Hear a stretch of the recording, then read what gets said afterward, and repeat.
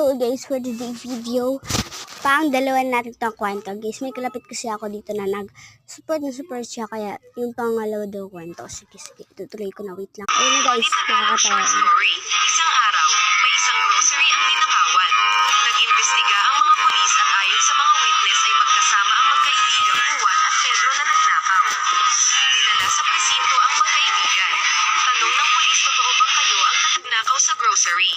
Sabi ni Juan, hindi Sabi naman ni Pedro, aminin na natin Juan. Totoo po sir, pero pinilit lang po ako ni Juan. Nagalit si Juan kay Pedro. Pulis, wala kaming pakialam kung pinilit lang o hindi, ang pinag-uusapan dito ay magkasama kayong nagnakaw. Ang parusa ninyo ay hahampasin kayo pareho ng 2x2 sa likod. Pedro, bad trip. Ang sakit nun. Juan, ganggang ka kasi. Umamin ka Pulis, pero, dahil birthday ko ngayon, choice nyo kung ilang palo ang gagawin, pero 10 na hampas ang minimum. May bonus pa, dahil feeling generous ako, bibigyan ko pa kayo ng isang kahilingan. Ang bawal lang ay ang humiling na walang palo. Pedro, ako muna. Ang hiling ko ay 10 na hampas lang ang gagawin nyo sa akin. Pulis, ano yung ikalawa mong kahilingan? Pedro, lagyan nyo ng 2 unan ang likod ko. Sinunod ng pulis ang kanyang hiling at dahil may unan ang likod niya ay hindi masyadong nasaktan si Pedro.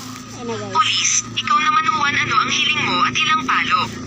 Juan, Chief, gusto kong hampasin niyo ako ng 1,000 beses.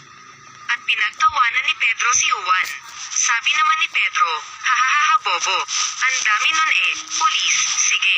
Ano ang ikalawa mong kahilingan? At ang sabi ni Juan, atali niyo si Pedro sa likod ko. Hey guys, grabe naman. Kung ako, di ko gagawin yun. Malamang. Kung halimbawa, kapatid ko noon dyan, nilagay ako sa likod niya na hayo. Sakit niyan. Baka hindi na ako makaano dyan.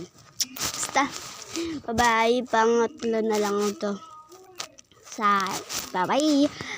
Thank you for watching. Bye-bye. Bye-bye naman. Nanood na ako.